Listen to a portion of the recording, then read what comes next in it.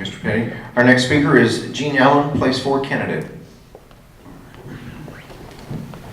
Good evening.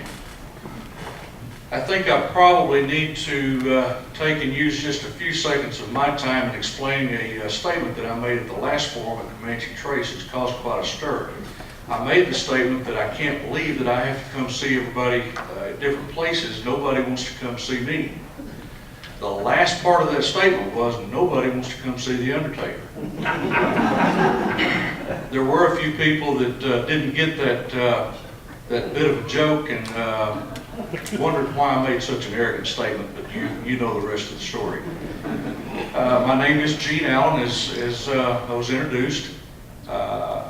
We own Kerrville Funeral Home here in Kerrville. My wife Katie is the campus counselor at Starkey Elementary.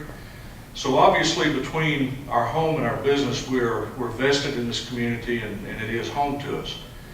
We feel very fortunate to live here. We've been extremely blessed by the community and the support that we've experienced. We've felt that for some time that we had the desire to further entrench ourselves in the community, and Kate and I both have tried to do that to a great extent. From past experience of serving on council in another city, I feel that I've got the credentials to come forward and represent the taxpayers, represent the voting citizens of this city in a prudent way. Watch your tax dollars that are invested in this community, and make sure that everything is done in the best interest of all concerned. I thank the Chamber of Commerce and the Board of Realtors for having us tonight, and look forward to the rest of the forum. Thank you, Mr. Allen. Place 4 candidate Paul Stafford. Thank you. Since I don't see the teleprompters, most of my comments will be read. Why am I running? I come to you as a totally unencumbered candidate. I have no hidden agenda, own no property other than our own. I believe we all have a civic responsibility to give something back to the community that we enjoy so much. I believe in property rights. And as a council member, I intend to work for the people, not against them.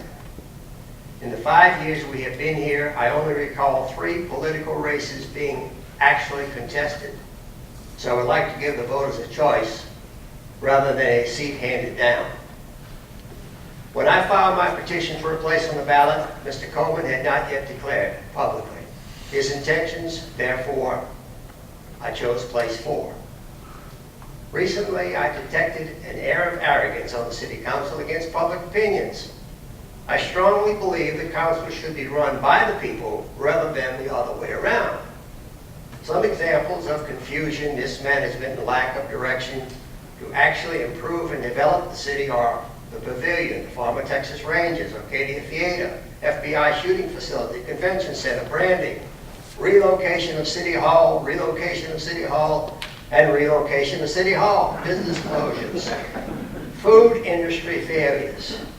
Meanwhile, the current responsibilities of the city are being put on the back burner.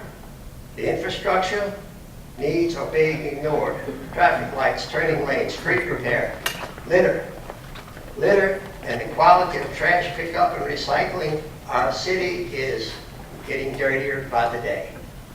The real and ever-growing problems of drug use and trafficking, DWIs, illegal driving, child abuse, domestic violence, and repeat offenders plague our city. Mr. Stafford, your time is up. Thank you. Thank you. Unopposed candidate for mayor, Dave Wampler. Thank you very much. I go by David, so, but I will say in the interest of expediency, so we can get to y'all's questions for the panel members, I'll say thank you again to the Chamber of Commerce and also to the Board of Realtors for having this. I'm looking forward to getting to work and rolling up my sleeves and being the mayor of Kerrville. If there's anything certainly that I can do to answer any of your questions either tonight at the forum or going forward, I will definitely be available for those, and look forward to the rest of the forum. Thanks. Thank you, David. For this part of the session, this is where you guys come involved, and we'll have questions from the audience. If you do have a question, go ahead and raise your hand now. For simplicity reasons, we're going to ask the candidates to remain seated during this part. And once again, the rules are they do have a 2-minute time to respond to your question, and then the candidates that want to rebuttal will have a 1-minute time to speak. At this time, we'll take any questions out of the audience to any of the candidates or as a group of candidates, including the mayor. Yes, sir. Right. Hi, my name is Richard Carbone. I would like to ask the future mayor why he's running. Mr. Carbone, I'm running because I enjoy the process. I've served on city council from 2000 until 2006, and so I think that I've got some experience to lend to the decisions that will be made in the next couple of years by virtue of having served. I really do enjoy the process. I enjoy taking in the inputs, the information from the citizens, working together with staff and with other council members and with citizens to come to a conclusion on the business of the city and to match the resources that we have available with the problems, challenges, and issues that we have facing us every year. So I do it because I enjoy it. I also do it, frankly, to set an example for my children. I love Kerrville. We've been here for 16 years. And while I do have a young family, I've got a career, and I've got other things going on, I do think it sets an important example for my kids to see their father get involved in civic affairs and take a stake in where we live. Okay, that's. Could I ask one follow-up? Just Yes, sir. Do you have any specific goal that you would like to accomplish while you're mayor? To make good decisions. I don't have an agenda. I don't have a particular set of goals or issues that are paramount in my mind. I think obviously we have a lot to talk about. A lot of things are going to happen in the next couple of years, whether it's infrastructure development. We've got the issues with the redevelopment of downtown. There's lots of conversations going on, and I don't rank those in my mind in any specific order right now in terms of importance, except to say that I think we do need to focus ever more on developing and improving our infrastructure, water, wastewater, and streets. Beyond that, the issues are going to come as they will, and we'll tackle them the best we can. Thank you again. Any other questions out of the audience at this time? And once again, folks, this is an audience forum. We do not have any pre-prepared questions at all, so we're relying on you to come up with all the questions tonight. Yes, ma'am.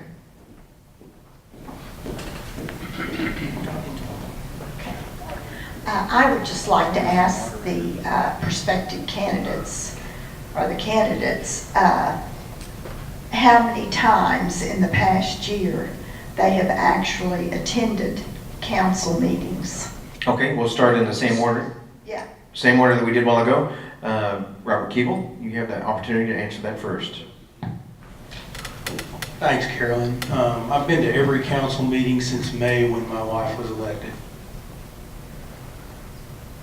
I think I missed one. Robert Petty. Yes, I've attended the last 5 or 6, I believe. I'm not sure exactly. Gene Allen. Without having my calendar in front of me to count them up, over the last 12 months, probably 8 to 10, maybe 12. Paul Stafford. 7 or 8. And David Walker. Carolyn, I haven't been to any lately. It's been a couple of years since I've been to a council meeting. I hope I get credit for all the ones that I attended. Robert Keeble would like to take a 1-minute rebuttal on that. For the record, I'd like to correct Mr. Gross. He's missed 2 9/10 meetings, and I think that the city record will prove that. Thanks.